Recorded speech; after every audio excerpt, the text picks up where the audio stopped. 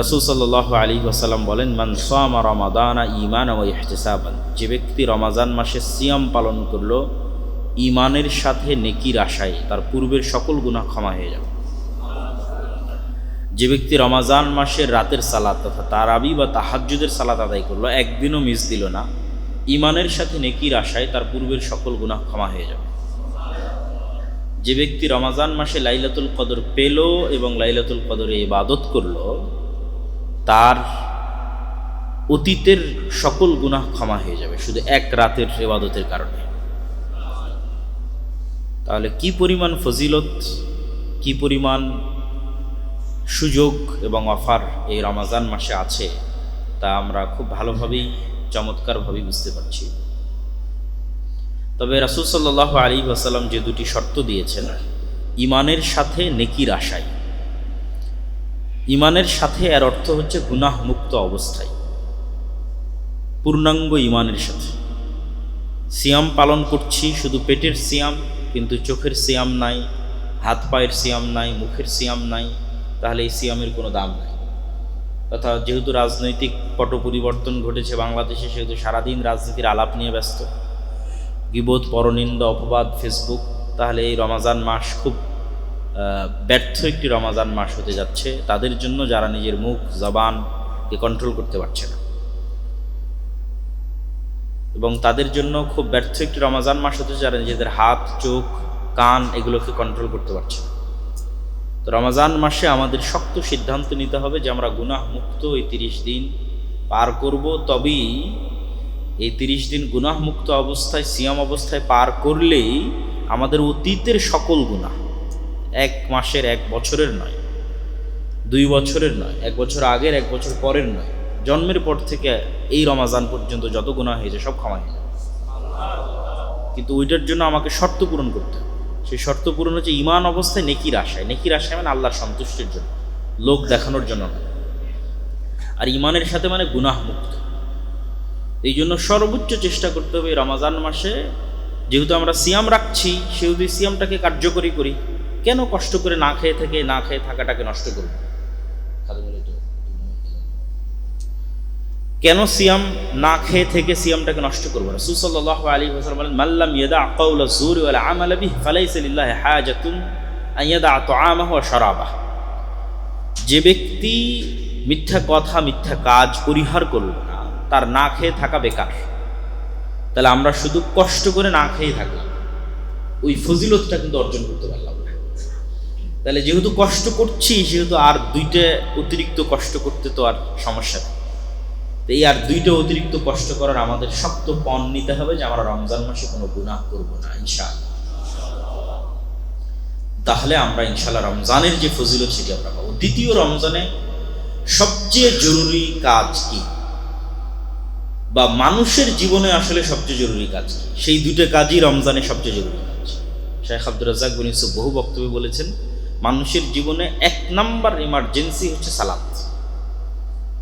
1 নম্বর সবচেয়ে জরুরি আদায়যোগ্য কাজ, যার চেয়ে জরুরি কোনো কাজ পৃথিবীতে নাই, সেটা সালাত।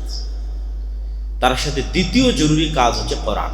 এই জন্য উনি ওনার বহু বক্তব্যে বলেছে যে দিনে কিছুই যদি না পারেন, সূরা নাস, ফালাক, ইখলাস হলেও পড়তে হবে, কোরআনের সাথে থাকতে হবে। তা এই রমাজান মাসেও আমাদের সবচেয়ে জরুরি 2টা করণীয়, 1 নম্বর 5 ওয়াক্ত ফরজ সালাত, যদি পারা যায় জামাতের সাথে, সর্বোচ্চ চেষ্টা করা। অন্তত এই রমাজান মাসে যদি আমরা কিছু না করতে পারি, যে রমাজান মাসে আমি কি করতে চাই, কিছুই করতে পারলাম না, অন্তত এই 2টা কাজ যেন আমাদের মিস না হয়। 1, আমরা সালাত মিস দিব না, চেষ্টা করবো 5 ওয়াক্ত সালাত জামাতের সাথে আদায় করার। 2, কোরআন। কেননা এই রমাজানের যত বরকত, যত ফজিলত সব কোরআনের কারণে। শাহরু রমাদান আল্লাযী উনজিলা ফীহিল কুরআন, এই মাস সেই মাস যে মাসে কোরআন অবতীর্ণ হয়েছে। ইন্না আনজালনাহু ফী লাইলাতিল কদর, আর আমরা কোরআনকে অবতীর্ণ করেছি লাইলাতুল কদর। তাহলে লাইলাতুল কদরের শ্রেষ্ঠত্ব কোরআনের কারণে, রমাজানের শ্রেষ্ঠত্ব কোরআনের কারণে, মুহাম্মদ সাল্লাল্লাহু আলাইহি ওয়াসাল্লামের শ্রেষ্ঠত্ব কোরআনের কারণে, উম্মতে মুহাম্মাদের শ্রেষ্ঠত্ব কোরআনের কারণে। নূহ আলাইহিস সালাতু ওয়াস সালামের কওমের একজন মুমিন যদি 1000 বছর জীবন পেয়ে থাকে, আর উম্মতে মুহাম্মাদের একজন মুমিন যদি 60 বছর জীবন পেয়ে থাকে, তাহলে গ্যাপ প্রায় 940 বছর। তাহলে নূহ আলাইহিস সালাতু ওয়াস সালামের কওমের একজন মুমিনের 940 বছরের ইবাদতকে উম্মতে মুহাম্মাদির একজন মাত্র 60 বছরের ইবাদত দিয়ে কিভাবে পার করবে? কিভাবে কিয়ামতের মাঠে উম্মতে মুহাম্মাদি নেকিতে সর্বশ্রেষ্ঠ হবে? অথচ হায়াত 60 বছর, কিন্তু তারাই জান্নাতে সর্বশ্রেষ্ঠ নেকির অধিকারী হবে।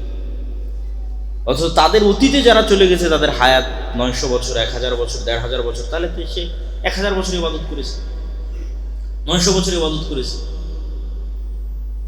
তো বলছে লাইলাতুল কদরি খায়রুম মিন আলফি শাহর, লাইলাতুল কদরের এক রাতের ইবাদত 1000 মাসের ইবাদতের চেয়ে শ্রেষ্ঠ।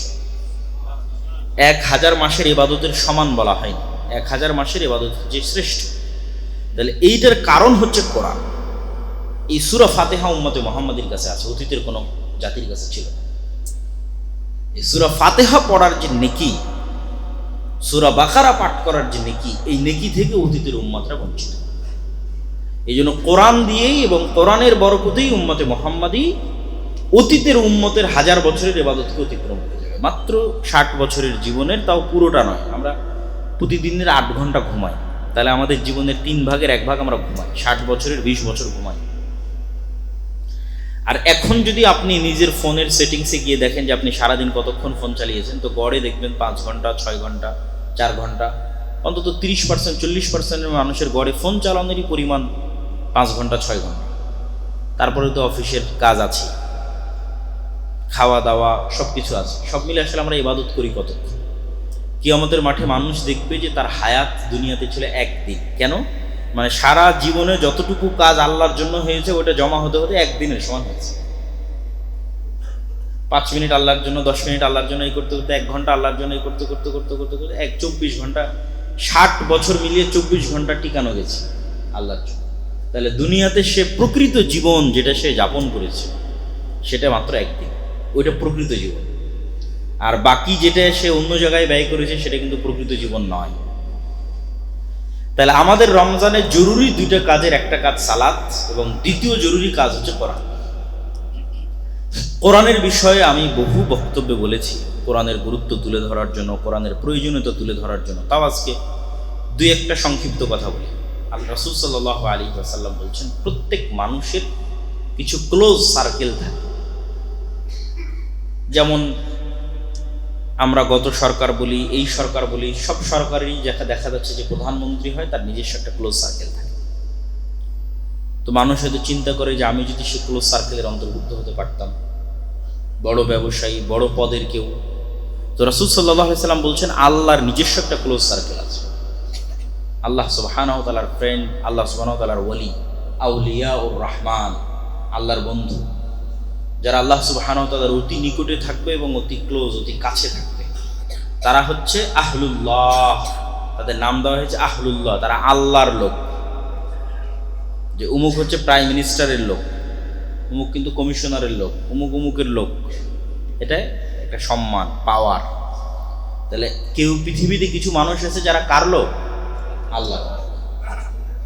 তারা হচ্ছে যারা কোরআনের সাথে সবসময় উঠা বসা করে। আল্লাহু আকবার। যাদের উঠা বসা চলাফেরা কোরআনের সাথে, তারা আল্লাহর লোক, তারা আল্লাহর খুব কাছের আউলিয়া ও রহমান। রাসূল সাল্লাল্লাহু আলাইহি ওয়াসাল্লাম বলছেন, আল কোরআন হুজ্জাতুন লাকুম আও আলাইকুম, কোরআন তোমাদের পক্ষে দলিল অথবা তোমাদের বিপক্ষে দলিল। আমরা সিয়ামের কথা শুনেছি, এই যে সিয়াম আমাদের পক্ষে সাক্ষী দিবে, কিন্তু কোথাও হাদিসে বলা নাই যে সিয়াম আমাদের বিপক্ষে সাক্ষী দিবে। আর যে কোনো ইবাদতের ক্ষেত্রে এটাই পাওয়া যায় যে সেই ইবাদত যদি সাক্ষী দেয়, কথা বলে, পক্ষেই কথা বলে। কোরআন একমাত্র ব্যতিক্রম যে যদি পক্ষে না বলে তাহলে কিসে বলবে? বিপক্ষে বলবে, চুপ থাকবে না। কোরআনের বিষয়ে চুপ থাকার কোনো দলিল কোরআন এবং হাদিসে নেই। সিয়াম রেখেছি, সিয়াম পক্ষে বলবে, রাখিনি, কথা নাই। তাহলে একমাত্র ব্যতিক্রম কোরআন। পড়লাম পক্ষে বলল, না পড়লাম নাই, না না পড়লাম এবার বিপক্ষে বলবে,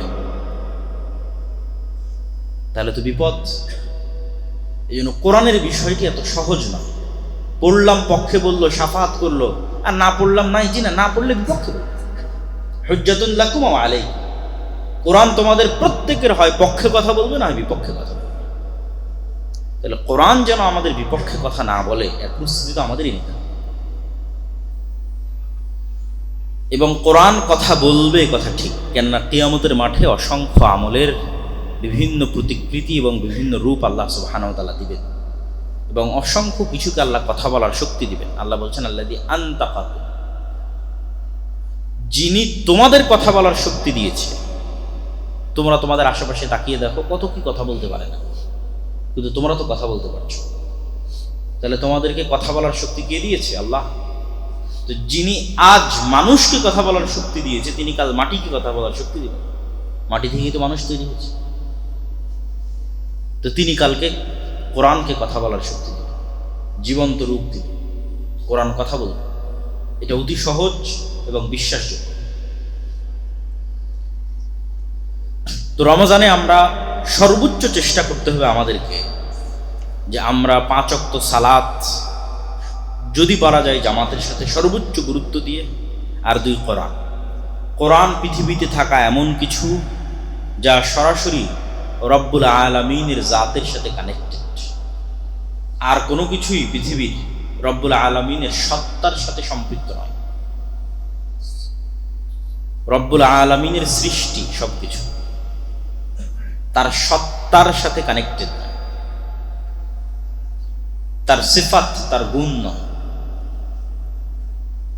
আল্লাহ সুবহানাহু ওয়া তাআলার হাত আল্লাহ সুবহানাহু ওয়া তাআলার সাথে কানেক্টেড, সম্পৃক্ত, তার সিফাত, তার গুণ। আর পৃথিবীতে আর বাকি যা কিছু হচ্ছে সব আল্লাহর সৃষ্টি।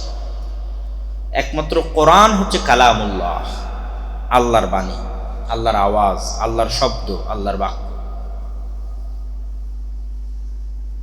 এই জন্য কোরআনের গুরুত্ব সীমাহীন এবং অপরিসীম। এমনিতেই যে কোনো আসমানি কিতাবের গুরুত্ব সীমাহীন ও অপরিসীম।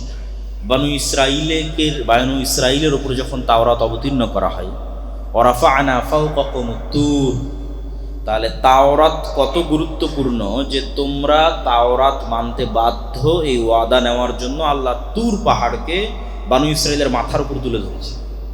এই তোমরা ওয়াদা করো যে তোমরা তাওরাত পড়বা এবং মানবা, না হলে কিন্তু পাহাড় ছেড়ে দিলাম। এটা তাওরাতের ক্ষেত্রে বানু ইসরাইলের সাথে ঘটানো হচ্ছে। তখন বানু ইসরাইল ওয়াদা করলো যে হ্যাঁ, আমরা তাওরাতের উপর ঈমান আনয়ন করলাম, তাওরাত পড়বো এবং মানব। তাহলে তাওরাতের মতো কিতাব অমান্য করলে পাহাড় ছেড়ে দিয়ে বানু ইসরাইলকে ধ্বংস করে দেওয়া। একই অবস্থা উম্মতে মুহাম্মাদের। হ্যাঁ, অন্য উম্মতকে যেভাবে ধ্বংস করা হয়েছে উম্মতে মুহাম্মাদীকে সেভাবে করা হবে না। উম্মতে মুহাম্মাদীকে ধ্বংস করার ধরন ভিন্ন। যেমন নূহ আলাইহিস সালামের কওমকে ধ্বংস করা হয়েছে বন্যা দিয়ে, আদ সামুদকে ধ্বংস করা হয়েছে ঝড় এবং বিকট আওয়াজ দিয়ে, লূত আলাইহিস সালামের কওমকে ধ্বংস করা হয়েছে শহর উল্টিয়ে আকাশ থেকে অগ্নি বৃষ্টি করার মাধ্যমে, ফেরাউনের কওমকে ধ্বংস করা হয়েছে ডুবানোর মাধ্যমে। উম্মতে মুহাম্মাদী যদি কোরআনকে অবমূল্যায়ন করে তো উম্মতে মুহাম্মাদী কি দিয়ে ধ্বংস হবে? উম্মতে মুহাম্মাদীর ধ্বংসের মাধ্যম হচ্ছে, যেহেতু রাসূল সাল্লাল্লাহু আলাইহি ওয়াসাল্লাম উম্মতে মুহাম্মাদীর জন্য দোয়া করেছেন যে তাদের যেন সমূলে ধ্বংস না করা হয়, সেহেতু সমূলে ধ্বংস হয়। তাহলে উম্মতে মুহাম্মাদীর উপর গজব কোনটা? উম্মতে মুহাম্মাদীর উপর কোরআন অবমূল্যায়নের গজব হচ্ছে তাদের উপর ভিন্ন জাতিকে চাপিয়ে দেওয়া হবে। বাগদাদে হালাকুখা চেঙ্গিস খা যা করেছে, ফিলিস্তিনে ক্রুসেডাররা যা করেছে, আজকে ইহুদিরা যা করছে, রোহিঙ্গাতে মায়ানমারে মুসলমানদের উপর যা হচ্ছে, এগুলোর মূল কারণ যদি আমরা দুনিয়ার কারণ না দেখি, যে অলৌকিক কারণ কি, আধ্যাত্মিক জগতের কারণ কি, অদৃশ্য কারণ কি, গায়েবের কারণ কি, মূল কারণ তো চোখের সামনে দেখাই যায়, বাস্তব কারণ তো চোখের সামনে দেখাই যায়। অদৃশ্য গায়েবের কারণ, অদৃশ্য গায়েবের কারণ হচ্ছে কোরআনের মূল্যায়ন আমাদের কাছে অতটুকু। যে অবস্থায় আমরা আজকে আছি এই অবস্থাটা কোরআনের আমাদের কাছে। আজকে মায়ানমারের রোহিঙ্গা মুসলমানদের অবস্থা যেমন, আসলে কোরআনের অবস্থাটাই ফুটে উঠতেছে যে কোরআনের চিত্র এরকম তাদের বাড়িতে, তাদের ঘরে, তাদের সমাজে কোরআন এরকম অবহেলিত। তাহলে উম্মতে মুহাম্মাদীর উপর গজবের কারণ হচ্ছে কিতাব অবমূল্যায়ন করা। গজবের ধরন কি? ভিন্ন জাতি এবং ভিন্ন কওমকে চাপিয়ে দেওয়া। এবং রাসূল সাল্লাল্লাহু আলাইহি ওয়াসাল্লাম হাদিসেও বলেছেন, ইন্নাল্লাহ ইয়াদা বিহাদাল কিতাবে আকওয়াম ওয়া ইয়াদউ বিহি আখারিন। আল্লাহ সুবহানাহু তাআলা এই কিতাবকে দিয়ে, ইয়ারফাউ বিহাদাল কিতাব, এই কিতাবকে দিয়ে আমার উম্মতের একদল মানুষকে উপরে উঠিয়ে দিয়েছে, আর এই কিতাবকে দিয়ে আমার উম্মতের একদল মানুষকে নিচে নামিয়ে দিয়েছে। তাহলে এই কিতাবকে দিয়ে যাদের উপরে উঠিয়ে দিয়েছে তারা এই কিতাবকে মূল্যায়ন করত। আমর ইবনুল আস, খালিদ বিন ওয়ালিদ, তারা যখন যুদ্ধের মাঠে যেত, ওমর ইবনুল খাত্তাব, আলী ইবনে আবি তালেব, তাদের যে দাপট বিশ্বে ছিল, এটা মূলত কোরআনের মূল্যায়ন তাদের বাড়িতে, তাদের ঘরে, তাদের অন্তরের বহিঃপ্রকাশ ছিল জাতির উপরে, পৃথিবীর অন্য জাতির উপরে। এই জন্য কোরআন খুবই গুরুত্বপূর্ণ, আর আমাদের এই প্রিয় মাতৃভূমি বাংলাদেশের জন্য তো আরও গুরুত্বপূর্ণ। কেননা পৃথিবীর অন্য আর কোনো মুসলিম দেশ এরকম ভয়ঙ্কর সিচুয়েশনের উপরে নাই যে ভয়ঙ্কর সিচুয়েশনের উপর বাংলাদেশ আছে। সেটি হচ্ছে পৃথিবীর অন্য যে কোনো মুসলিম দেশের মুসলিম নাগরিকদের পালিয়ে বাঁচার জায়গা আছে। ফিলিস্তিনের নাগরিকরা সব পালিয়ে মিশরে চলে গেছে, মিশরে আশ্রয় নিয়েছে গাজার মানুষেরা। তারপরে মিশর থেকে আরও বিভিন্ন দেশে গেছে। মায়ানমারের রোহিঙ্গারা আপনাদের বাংলাদেশে আশ্রয় নিয়েছে। আফগানিস্তানে যখন হামলা হচ্ছিল তখন আফগানিস্তানের নাগরিকরা সব পাকিস্তানে আশ্রয় নিয়েছে। কিন্তু বাংলাদেশ পৃথিবীর একমাত্র মুসলিম দেশ যাদের আশেপাশে কোনো মুসলিম দেশ নাই, ফলত তাদের বাঁচার কোনো জায়গা নেই। এখানে যদি আল্লাহ সুবহানাহু ওয়া তাআলা কোনোদিন কোনো ভিন্ন জাতিকে চাপিয়ে দেন, তাহলে পৃথিবীর সবচেয়ে বড় ম্যাসাকার, সবচেয়ে বড় গণহত্যা এবং সবচেয়ে বড় ভয়ঙ্কর পরিবেশ তৈরি হবে। এই জন্য বাংলাদেশের মানুষের বাঁচার কোনো রাস্তা নাই পবিত্র কোরআন অধ্যয়ন করা ছাড়া, এবং পবিত্র কোরআনের উপর আমল করা ছাড়া, এবং পবিত্র কোরআন মানা ছাড়া। যেহেতু আমরা জাতি হিসেবে ব্যবস্থা, আর আমাদের উপর গজব আসবে কীভাবে? ভিন্ন জাতিকে চাপিয়ে দেওয়ার মাধ্যমে গজব আসবে। এটা উম্মতে মুহাম্মাদের উপর গজবের ধরন।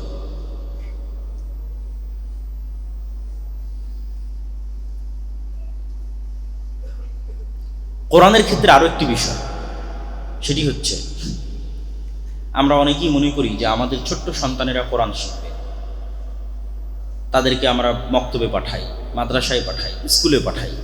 কিন্তু আমরা যখন বড় হয়ে যাই তখন আমরা মনে করি যে না, বড় হয়ে গেছি, বয়স হয়ে গেছে, আর কেন কোরআন শিখতে হবে। কিন্তু আপনি আশ্চর্য হবেন যে উম্মতে মুহাম্মাদের প্রথম প্রজন্ম যারা কোরআন শিখেছে, উম্মতে মুহাম্মাদের প্রথম প্রজন্ম, ফার্স্ট জেনারেশন যারা কোরআন শিখেছে, তারা সবাই বয়স্ক। স্বয়ং মুহাম্মদ সাল্লাল্লাহু আলাইহি ওয়াসাল্লাম কোরআন শিখেছেন 40 বছর বয়সে। খাদিজা রাদিয়াল্লাহু তাআলা আনহা কোরআন শিক্ষা শুরু করেছেন 55 বছর বয়সে।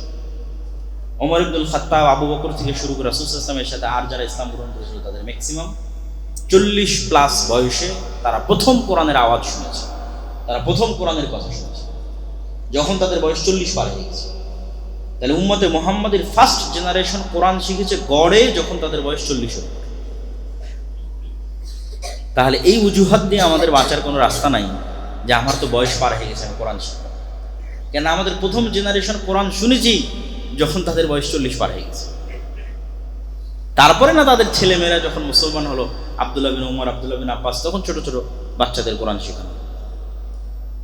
কিন্তু রাসূল সাল্লাল্লাহু আলাইহি ওয়াসাল্লাম এবং রাসূল সাল্লাল্লাহু আলাইহি ওয়াসাল্লামের স্ত্রী তারা নিজেরাই যে 40 এবং 55 বছর বয়স, তখন তারা প্রথম কোরআনের আওয়াজ শুনেছে এবং কোরআন শিখেছে, কোরআন মুখস্থ করেছে এবং মানুষকে শিখিয়েছে।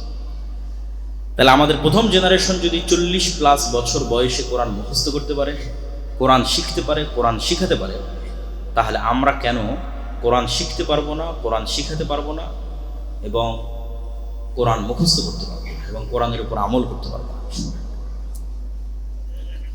প্রিয় উপস্থিতি, রমাজান মাসে আমরা যতগুলো গুরুত্বপূর্ণ কাজ করব মর্মে আজকে আমরা সংক্ষিপ্ত আলোচনা তুলে ধরছি। তার 1 নম্বর জরুরি গুরুত্বপূর্ণ কাজ আমরা বলেছি সালাত, 2 নম্বর জরুরি গুরুত্বপূর্ণ কাজ বলেছি কোরআন, এবং কোরআনের উপরই আমরা একটু বেশি কথা বলে ফেললাম, কেননা এর সকল বরকত, সকল রহমত সব কিছু কোরআনের সাথে কানেক্টেড এবং কোরআনের কারণে। এবং কোরআন এত গুরুত্বপূর্ণ দেখেই শয়তান আর কোনো কিছুতে এত কষ্ট পায় না, ত্যক্ত বিরক্ত হয় না। মানুষ যখন কোরআনের কাছে যায় তখন সে যে পরিমাণ ত্যক্ত বিরক্ত এবং ক্ষিপ্ত হয়। এই জন্য অন্য সকল কাজ শুরু করা হয়েছে বিসমিল্লাহ দিয়ে, আর কোরআন শুরু করা হয়েছে আউযুবিল্লাহ দিয়ে। যখন তোমরা কোরআন পড়বে ফাস্তাইজ মিনাশ শাইতানির রাজিম, কোরআনের শুরুতে আগে বলবে আউযু বিল্লাহি মিনাশ শাইতানির রাজিম, আল্লাহ শয়তান থেকে পরিত্রাণ চাই। কেন? শয়তান তোমাকে কোরআন পড়তে দিবে না। ঘন্টার পর ঘন্টা মোবাইল চালাতে তুমি বিরক্ত হবে না, কিন্তু কোরআন পড়বা, পড়া শিখবা এই নিয়ত করতে এবং 5 মিনিটের উপর অটল থাকতে বিরক্ত হয়ে যাবে। এটা তো শয়তান। এই জন্য অন্য সব কাজ আমরা শুরু করছি বিসমিল্লাহ দিয়ে, কিন্তু কোরআন শুরু করছি আউযুবিল্লাহ দিয়ে, এবং এটা ফরজ। আউযুবিল্লাহ দিয়ে কোরআন শুরু, কেন আমাদেরকে কোরআন পড়তে দিবে না এই মর্মে সবচেয়ে বড় শক্তি হচ্ছে শয়তান। না, কোরআন আমাদেরকে হেদায়েতের রাস্তায় নিয়ে যাবে, আল্লাহ সুবহানাহু ওয়া তাআলার সাথে নিয়ে যাবে। রমজান মাসে জরুরি আর যে কাজগুলো, আমরা রমজানের একটি সংক্ষিপ্ত রুটিন আপনাদের সামনে তুলে ধরতে চাই।